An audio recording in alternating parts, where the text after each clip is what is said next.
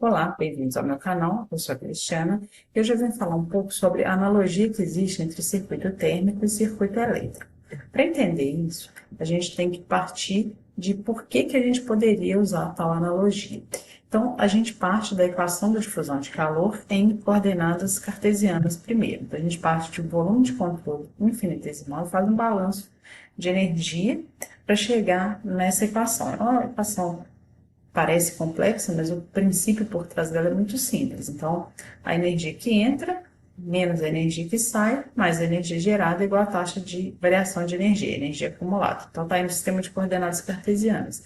Se a gente utiliza as hipóteses, né, de condução unidimensional, em regime estacionário, com propriedades constantes, sem geração interna, a solução dessa equação seria uma equação linear, tá? Então, se eu tenho aqui a minha direção x variando de 0 até um comprimento L, em x é igual a 0 a temperatura é Ts1, em x é igual a L a temperatura é Ts2, a equação seria descrita por essa expressão. E nesse caso, a minha taxa de calor é dada pela lei de Fourier, seria Ka ΔT sobre L. Se eu pegar o sistema de coordenadas cilíndricas, então esse volume de controle infinitesimal, e aplicar as mesmas hipóteses para a equação em coordenadas cilíndricas, a gente chega com a condição, né, em R igual a R1, a temperatura é Ts1, R igual a R2, a temperatura é igual a Ts2, a distribuição de temperaturas teria a forma variando aí com Ln, que está mostrada aqui no gráfico, e a minha taxa de calor seria dada por essa expressão, também calculada pela lei de Fourier, e a gente vê que também é constante. Então, 2π, L é o comprimento, K a condutividade térmica, aqui a diferença de temperatura, e aqui o Ln da razão dos raios. Por fim, o sistema de coordenadas esféricas, se eu trabalho com esse volume de controle infinitesimal, eu chego nessa equação. Se eu aplicar as mesmas hipóteses, né, condução unidimensional na direção radial, no caso, regime estacionário, propriedades constantes e sem geração interna, se eu aplicar aqui no raio interno R1, a temperatura é Ts1, no raio externo R2, a temperatura é Ts2, eu chego nessa expressão para distribuição de temperaturas, com essa expressão para a taxa de calor, que também é uma constante, então 4kπ, a diferença de temperaturas e essa relação entre os raios da esfera. Então, em todos os casos, o que a gente observa é que a taxa de calor é constante. Então, como é que funciona no circuito elétrico? Se eu tenho uma diferença de potencial, eu tenho a geração de uma corrente elétrica. Em analogia a isso, sempre que eu tenho uma diferença de temperatura, eu tenho a passagem de uma taxa de calor que a gente chama de Q. Então, deve haver, ou a gente pode definir, uma resistência térmica que seria análoga à resistência elétrica. Então, como a resistência elétrica é ΔV sobre I, ou V sobre I, na resistência térmica eu teria um ΔT sobre Q. Então, a cada modo de transferência de calor, eu posso definir uma resistência térmica.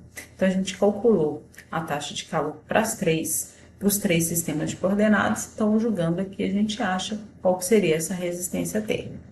Então, como é que funciona? Eu posso desenhar um circuito térmico que seria análogo a um circuito elétrico. Então, se aqui eu tenho um exemplo, né? Uma parede composta por três materiais, A, B e C, de condutividades Ka, Kb e Kc, e espessuras La, Lb e Lc. Se eu passo um fluido quente do lado esquerdo, com uma temperatura T infinito 1, e um fluido frio do lado direito, com uma temperatura T infinito 4, isso vai gerar uma distribuição de temperaturas na parede. Eu estou aqui em sistema de coordenadas cartesianas, a gente sabe que a variação é linear. Então, aqui eu tenho convecção, tenho uma resistência à convecção. Aqui eu tenho condução, uma resistência à condução, outro material, outra resistência à condução, e de novo aqui a convecção. Se a gente considera que pode haver ainda a transferência de calor por radiação, o circuito fica um pouco mais complexo. Primeiro ponto, né, é o seguinte, a taxa de calor, ela é constante através dos meus fluidos, né, e dos materiais. Então, toda a taxa de calor que saiu daqui, chegou aqui, ela é transferida para isso. Então, nesse caso aqui, ó, as resistências estão associadas em série, porque eu tenho uma taxa de calor constante, que seria análogo a uma corrente elétrica constante. Nesse caso, as resistências estão em série. No caso da de haver também radiação, o que vai acontecer? Esse fluido vai trocar calor com essa superfície interna aqui, tanto por convecção como por radiação. Então, são duas taxas de calor sendo somadas para serem conduzidas através da parede. Essas resistências elas têm que estar associadas em paralelo. Então, a soma das duas correntes, né, as duas taxas de calor, é conduzida através dos materiais, e do lado de cá ela é perdida também, tanto por convecção como por radiação. Que eu mostrei no sistema de coordenadas cartesianas, sistema de coordenadas cilíndricas e esféricas seria semelhante.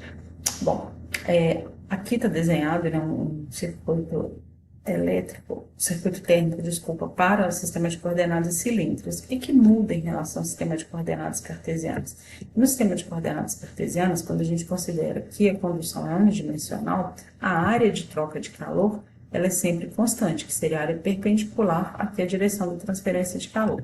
Mas no caso do cilindro, a área perpendicular à direção da transferência de calor seria a área superficial desse cilindro.